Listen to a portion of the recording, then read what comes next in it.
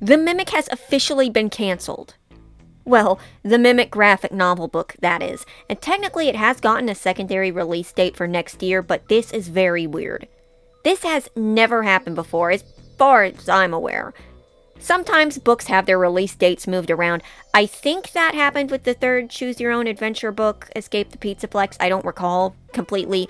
But to have a graphic novel leak and then suddenly get bumped back to the next year, it jumped from September of this year to May of next year. Hasn't ever happened. Big jump. And by the way, this actually happened a couple of months ago, but I only just found out about it, and from some comments, I don't think I'm the only one who missed this. And since it was supposed to come out this month anyway, why not a good time to cover it? So, what's the deal here? The book in question is Tales from the Pizzaplex's second comic collection, Volume 2, a book that was supposed to feature 3 stories: Pressure, Submechanophobia, and The Mimic. Now, before the leaks happened, there were official teasers of the graphic novel showing off the first 2 stories. As expected, all 3 stories have mostly different art styles, which is very common in the FNAF graphic novels. Pressure looks pretty good. It's sort of like that basic style of the graphic novel, everything looks okay. I can't remember if the characters all match their descriptions in book, but they at least look distinct. Pretty good job. It's Springtrap. The Springtrap suit doesn't look wonky. Submechanophobia is beautiful.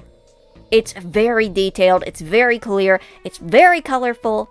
The artists, Mike Anderson and Judy Lai, I believe, do an excellent job bringing the story to life. I'm actually very impressed with how detailed the character designs and animatronics are. Look at the mermaid's face. They were actually able to recreate this one still shot very well. Very good job. And then the leaks happened, and we saw The Mimic, a story that was otherwise hidden until now. Now, I will be showing only a few bits of the pages, but I've edited them a little to hopefully, not get in trouble, showing only parts of the panels, but you can find most of the leaked pages online, and I don't know who leaked them originally. But they're out there if you want to look for them. And there was Backlash. And like most FNAF Backlash, I actually heard about it secondhand. I haven't really seen much of it myself, well, not until I actually looked it up afterwards. But word through the grapevine was that it really ticked some folks off. Well, I mean, of course it did, because Scholastic wouldn't have gone out of their way to take down this book for no reason. Like I said, they've never done this before, in the FNAF fandom, as far as I'm aware. I might be wrong. And especially this close to when the pre-orders were going to go out, I know for a fact that some other people have found leaked versions of the books just floating around, so the books were already printed, so it was a pretty big deal. Now, there are actually a few reasons why the graphic novel was not received so warmly, and we're going to go over those. Like I said, the graphic novels have had varying art styles over the years. I mean, look at the original Silver Eyes trilogy, which went through big changes in each one.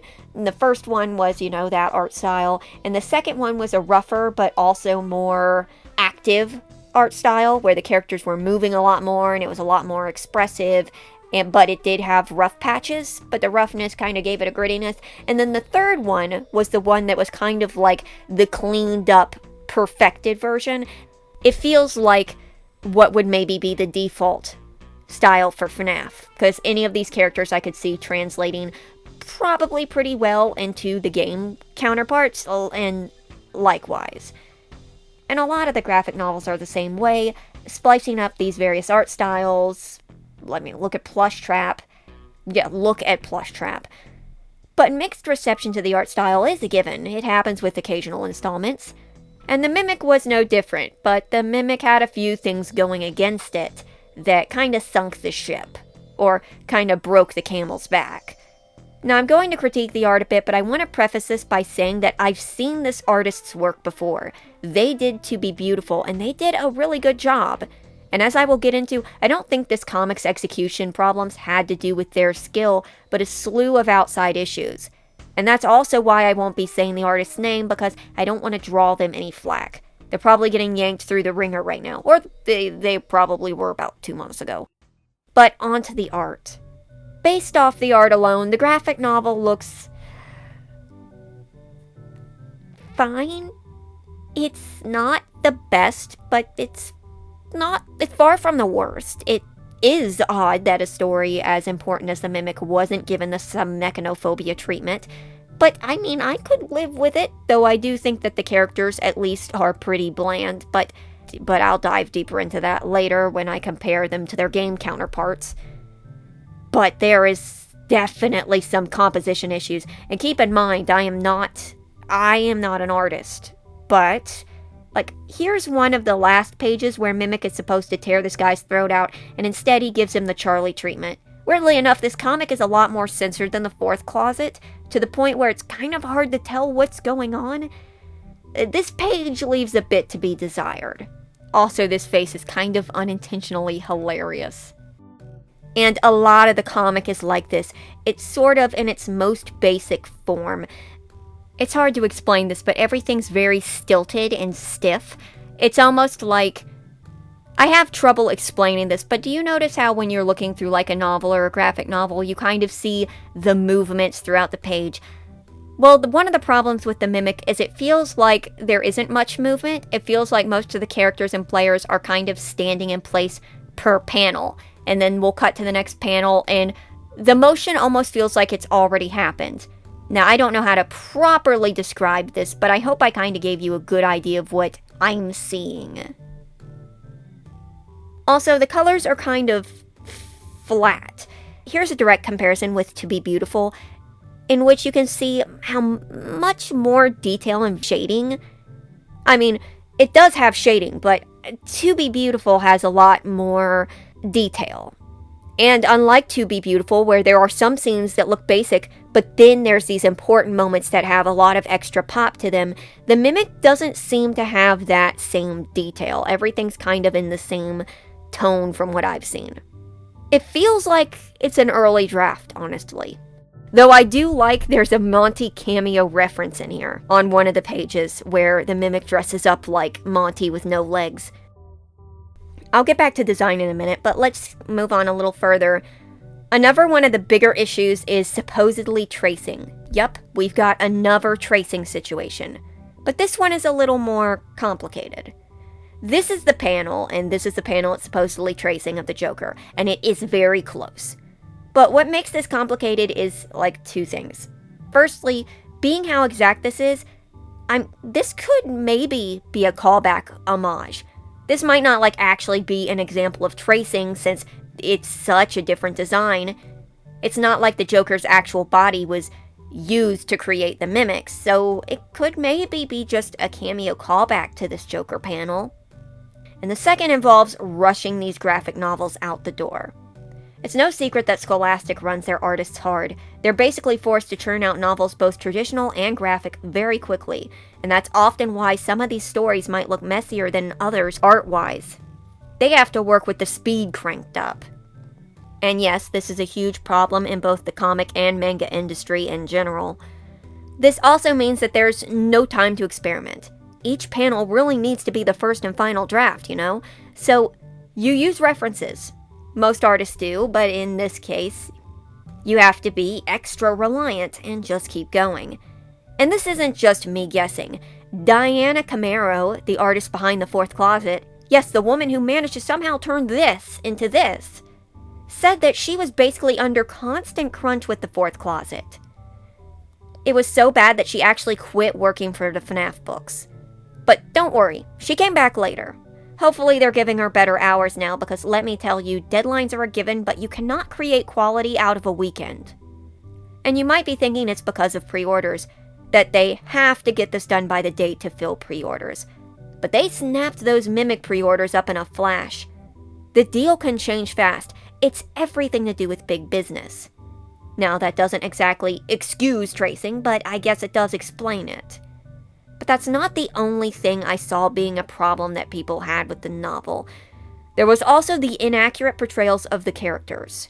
Something that wouldn't have been so noticeable if the book had released before Secret of the Mimic.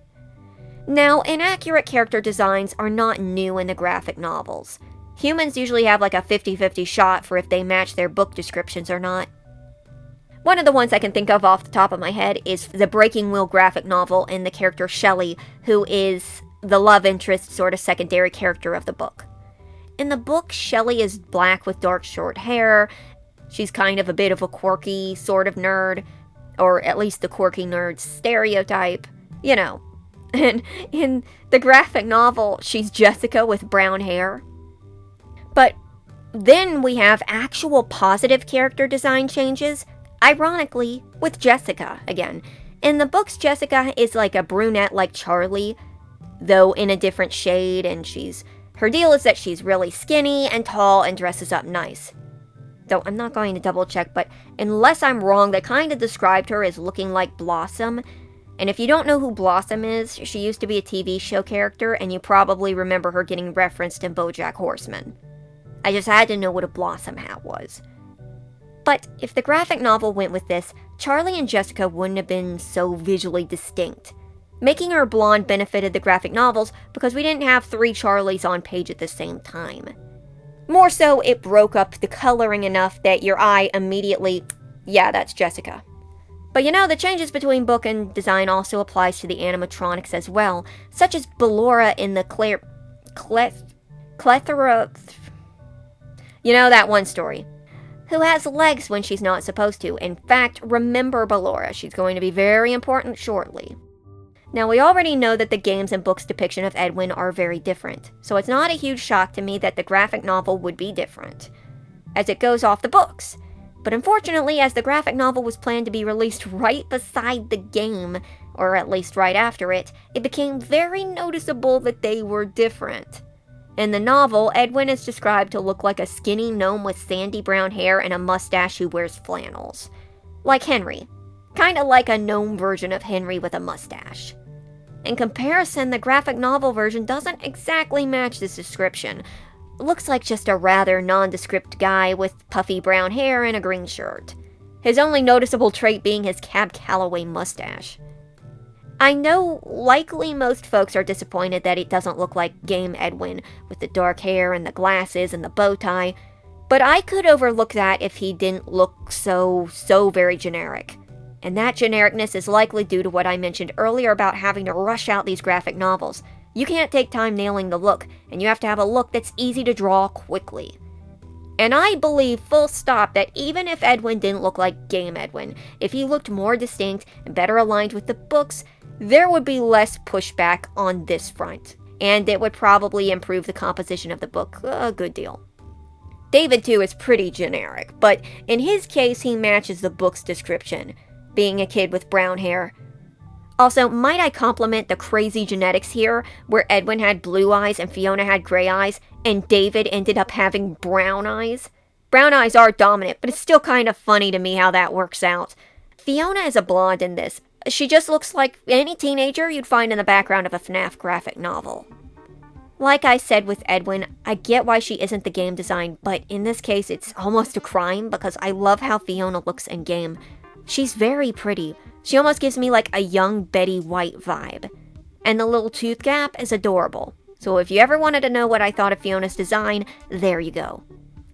The biggest splitting point I've heard about these changed designs is about the Mimic, who is drawn and designed to look exactly like Ruin Mimic, even though he's supposed to look different at this point, or even more like Game Mimic. Remember when I said earlier that I heard about the Backlash but I didn't see a lot of it? This part of the Backlash I did see. In fact, this is how I found out about the graphic novel in the first place.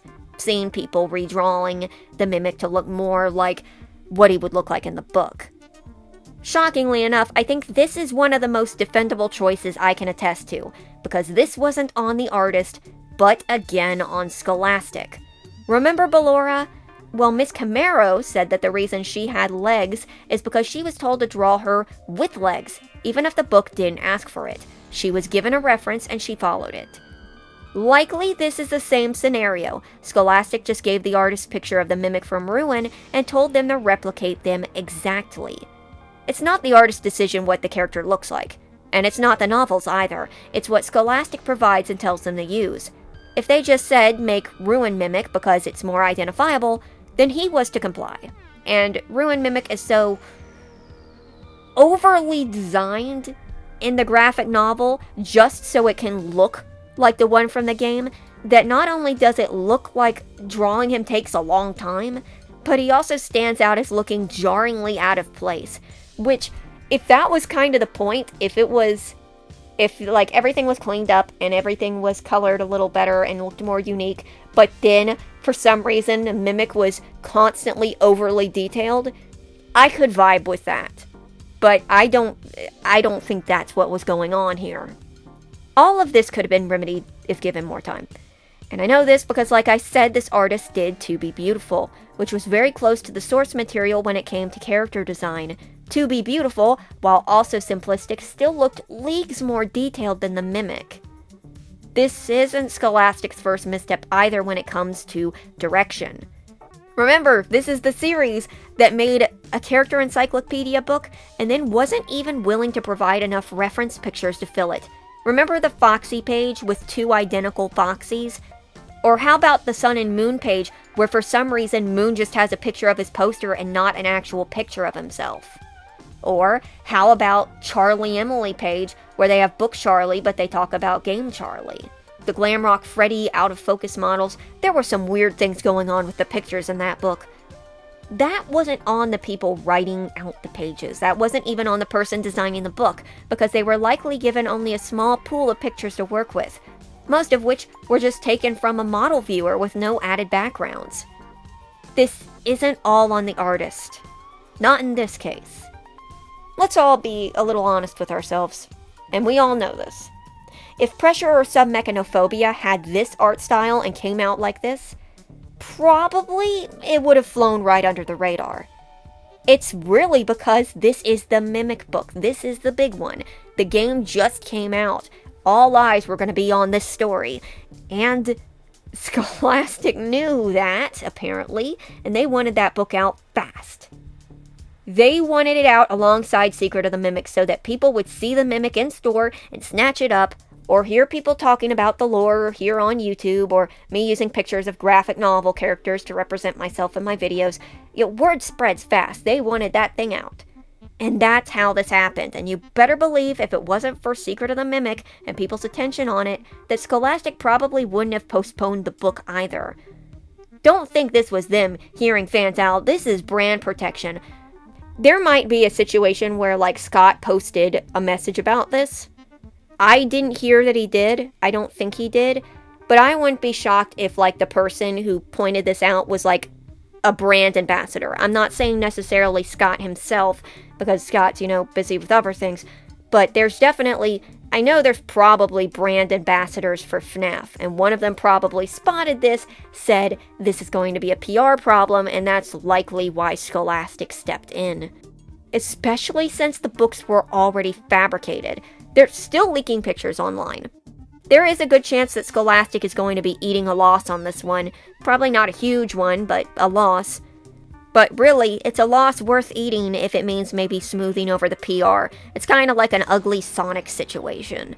Sure, you could save money and release him looking like this, but it's going to affect you in the long run, since they waited and they ironed him out a little bit and smoothed his face down. Now he looks presentable enough that he's making boatloads of money.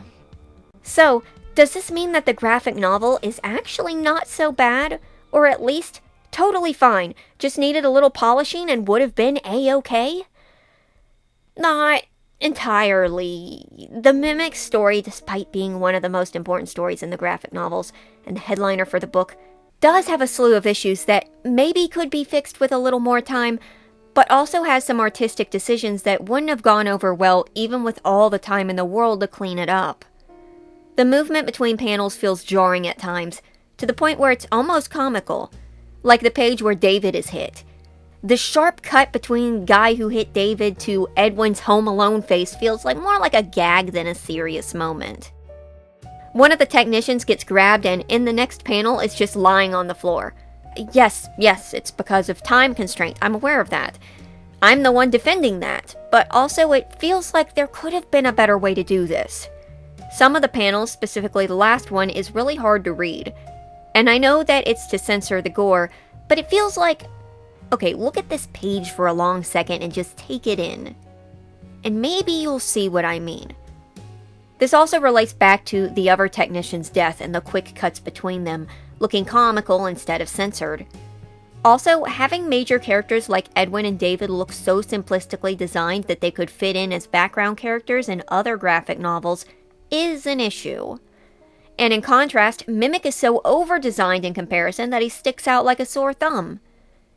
And one thing not in the favor of generic Edwin is that in the Storyteller comic, he actually does look somewhat closer to what his book counterpart was supposed to look like. And lo and behold, maybe because it's just a few selected pages for a teaser, but the Storyteller graphic novel does look marginally better, more cleaned up and better paced. And would it have been better with more time? Yes, absolutely. But even if this was cleaned up, it wouldn't have been perfect. I don't think To Be Beautiful's art style was ever going to work with a detailed Mimic. If they wanted a detailed Mimic, they should have gone with a more detailed art style. And I'm not saying this is an insult to the artist's art style. Like I said, I think To Be Beautiful looks nice. I like how the colors look washed out but then become more eye-catching as Sarah transforms. I don't know if that was on purpose, but I like to think that it was. But in the Mimic story, in the Mimic book, released after the Mimic game, in the dead middle of the tracks for the Mimic hype train, you probably shouldn't have put the Mimic story, which was clearly under crunch, up against two stories that look way better. But I heard the author's name was taken off the book. I'm not entirely sure if that's true, and I think it's too early to say if that's the case or not. But if it is, one of two things. The author's getting a second chance and the name got wiped so that they wouldn't get backlash. Or two, they were taken off the project. And if that's the case, then it is a shame. Because this adaptation isn't great, yes, but I know they can do better. I've seen it myself. I would be on board for them getting more time to clean it up, or even redo it entirely. I hope this isn't the end of their work on FNAF, and that they're not just a scapegoat for a bigger problem in the development of these books. Honestly, it's not an easy situation to make a decision on. Hindsight is 20/20, you know? And I wouldn't want to be the one to make the final call on what to do here. But at the very least, the book is supposed to be fixed and re-released, and with how much time it's been given, there's a good chance the whole story will get redrawn. And since the next book, Volume 3, got pushed back, maybe Storyteller will get some cleanup too. I don't think this is going to change much for the graphic novels going forward, but hey, a pretty interesting story to tell. There's a first time for everything. Anywho, thank you for watching. Also, glad to hear that Andy Field of Hand Unit and Dispatch fame has finally turned his life around after running over David. I wish him the best.